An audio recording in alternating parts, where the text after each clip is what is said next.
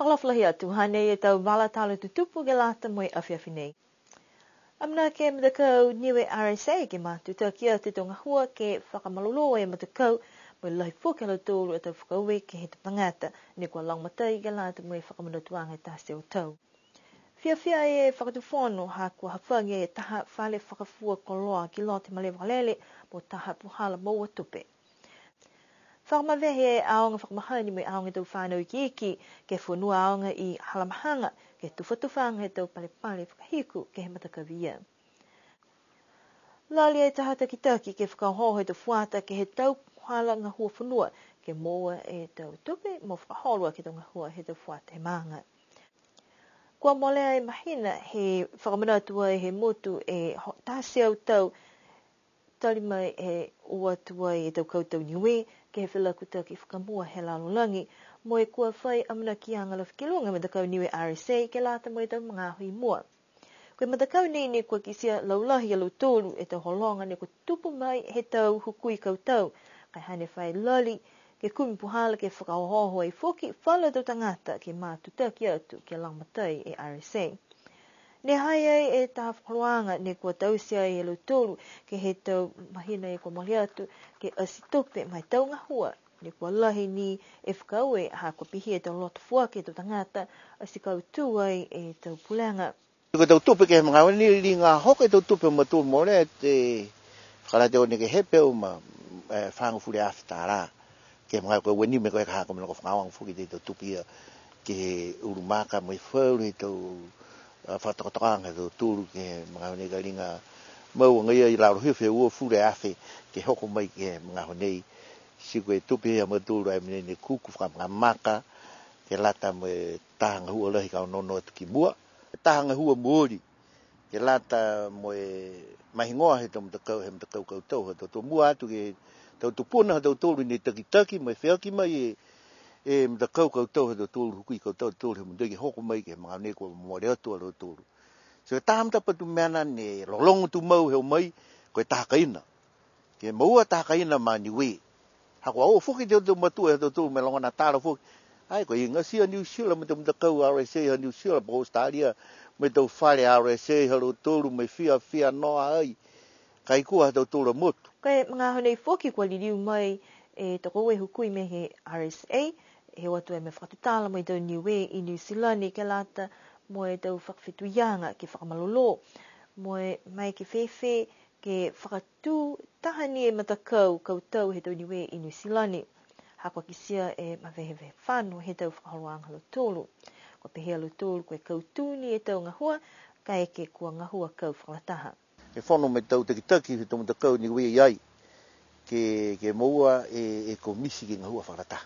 Kai roe koe ka hake mga ne mai na koe mena ko foi ai mene ngia rime matakau si ke he tau whakamanatuanga, rime whakamanatuanga e tahe aho ensek. Si ka ronga ne tau ne koe iti lili whemnea. Se kakano ni hakamnai si whakawehanga foia. Ke tahanga ngai ene lale matua mneke ngā hua whakarata. Se koe o matua na kai ko whia pure ka rotoru. Kai o matua mai no nof ki tutara hawhi. What will be the best model for us to put together in order for us to work together? And that's the aim ha maturu hake. E si whai mena mtaki ni moa mene hai a matua ngā hua ke taha whakawehanga.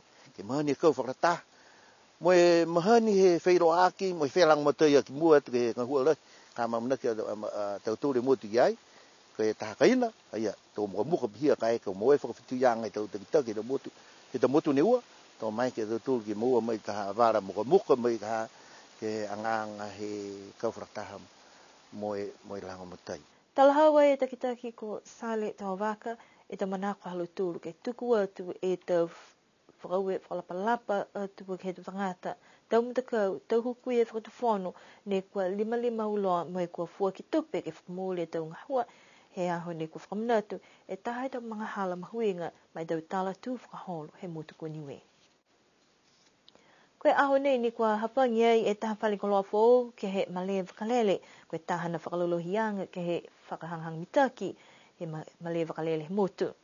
Koe tau whai whenonga e waiwa taha ni e puhala moa tupe he whakatuwhono, mo ki sia tō mai ke malikisi ki lunga e tau tupe ka mai ke moa mai he tau tangata kua o mai ke motu mo kua tuk whenonga i whoki. Ko whai mga he whakakisi mana tu e tau tangata o whenanga ke whewhe ke whai whale koloa pehe nei ke whakatatai mo i whala tau mali whakalele he laulangi mo i kua whakamōli tuai. Ni ha whangi he matua palimia matakawi nei mo i amana kianga tu munuina e tau whakatokaanga tunga mo i kua palana ki ai. Tau mai ke tau tangata o whenanga ke kisia mitaki mo i whakatau e tau koloa kamata mai he aho pungpungi. Ko amana kianga koe taha walaha nei he tau whakaloanga he whare whakafuakawa, he whakatuwhono, kai mai ke whoki, ke whakafua i whale te koloa, ni kua tālang he motu, tunga i te sipi, me te lupo nunu, me te lupo vai. Kai aho i nia whine ko whakahokoa e aho tufa he tau pale whakahiku he aonga whakamahani, mo e aonga tau whanau i kiki, ke he whonua aonga i halamahanga. Ko mai ke whakamanau tua i alau tōru, ne kua langamatai ke taki ai tau mumui whakako he tau whanau, tali mai he tau tahe a whihiwi seu walu whamahewa, ke hoko mai ke ua whi hong whamalima nei. Koe whakaholoang he aho kua whakawea i ke manatu, toki ofa i waha, tau whimau mai anuiha. Ke whakamelonga fu ke whenonga loa puhala mo i tau mumui whakako he tau whanau i halamahanga. Koe takianga he tau whakaholoanga, ne kua tuku atua i ke tau whanau wahenga ono, kua matalaha lo tūru, mo i tuku atu whoki ke tahe tama wahenga ono, ke whakamatalai, ko ia nei ko Sid Drinkrow, mo i lai hana tau whakakisianga, ke tau mena ni ko mai ke lo tūru, ke moa he tau nei, mua te whakaue ke tau whiaonga, mo i halu tūru e tau malulu, ke la matai atu. Hana tau mana atu ko toka hefo, mo i paleko atua i ke tau whanau, ke foli tuanga, mo i whakamakamaka ke he tau mena usi, ke moa e malulu, mo i whaikakano e mo i halu tūru. Ne whakakisi mana atu ai whoke e lilifu i ki pule ko pakatoa sipili, koe langa tōrua kia nei he mawehe e mo whunua aonga i halamahanga, ka koe tau nei, kua whakamōli tuai. Ne pehea ia kua kehe lahi e waha nei, ke whakatatai at ke he waha ia, ha kua mahipi lahi e tau whanau ke he wangahau whakapiritania, mo i uka whakatose, ke maua e wangahau niwe. Kua whakamatala i whoke e lilifu palimia, ke whakahoho e tau whanau, ke whakatumau e wangahau niwe, ke whakaonga, mo i whakamanatua i whoki, ke he tau matua, ke langmatai atu ke lau tūru, pia ni mo i tau whakaonga. Koe taha whakamanatua anga whoki ne kua tuku atu ia ke tau tangata, ke lata ia mo i whala tau sikesi ne kua fuaki mai he Auckland Zoo, ke lata mo i tau tangata he motu, ke mai ke ai alu tūru, ke watu ke kisia he elefani ko Angelie, liwa ia whakamanatua ke mai ke mua mai hana tau tangata ngahua. Longala he tau pale ne kua tufa ke aho, ke lata mo i tau whanau ahong whamahani, toko hong whamaono lo tūru ne kua amaraki, ke kamata fō, ke mahenga taha he tau kahau.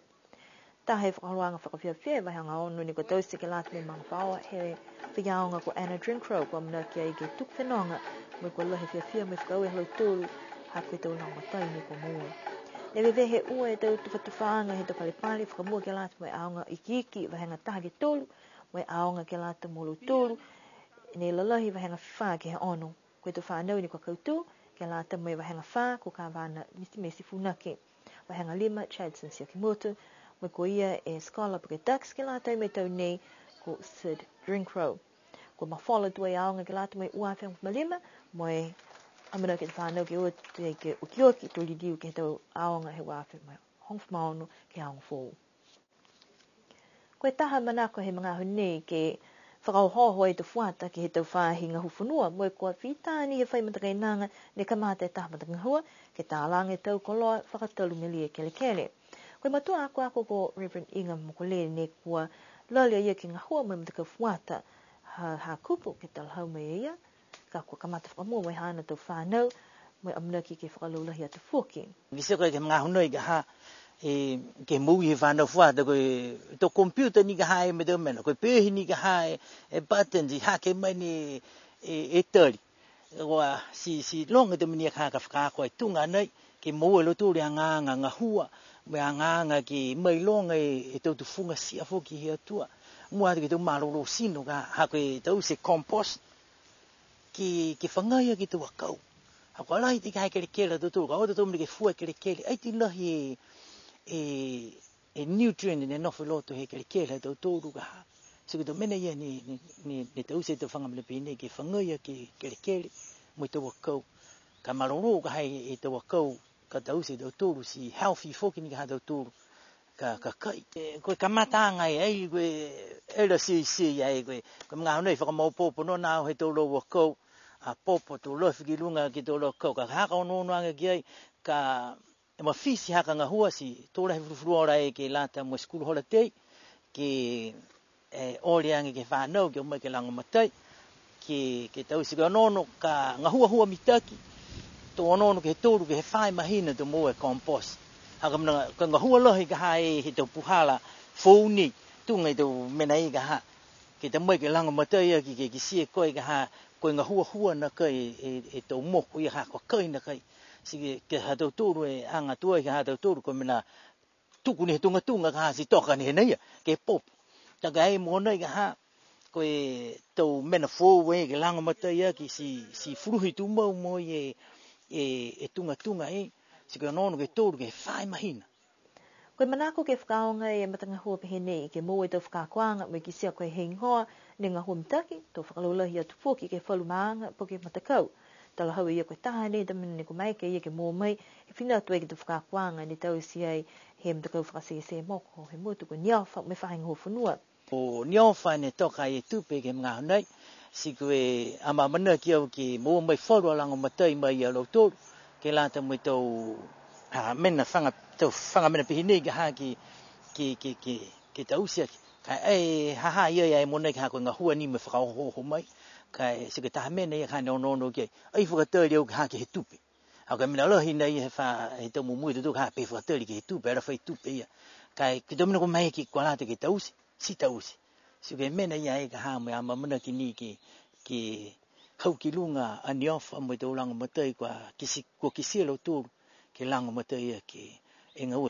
Koe waha whoki ni kua hoko ki ai, kua longa lahi e tau mena whakalamela ve tau mumui, kai manako whoki ai e ki kisia, po ke hiki e tau puhala mana atu he tau tangata, ke tau puhala au sitope, ke aua ni ke tua ni ke he tau la wholo mi tau pinko, kai aunonu ke he tau puhala, ke he tālang, he tau koloa, moe whakafua ke moe tupe.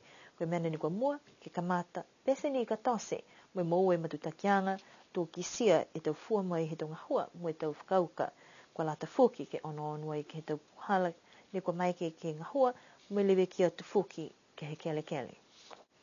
Pihia e tau walatala tutupu, ni kua moa mai ke lata i moe a whiwhinei, amura ke mnuina e uki wahatapu, ni kua hangau atiki ai, no nofua, mnuina pō, tō liliu ke whilewea.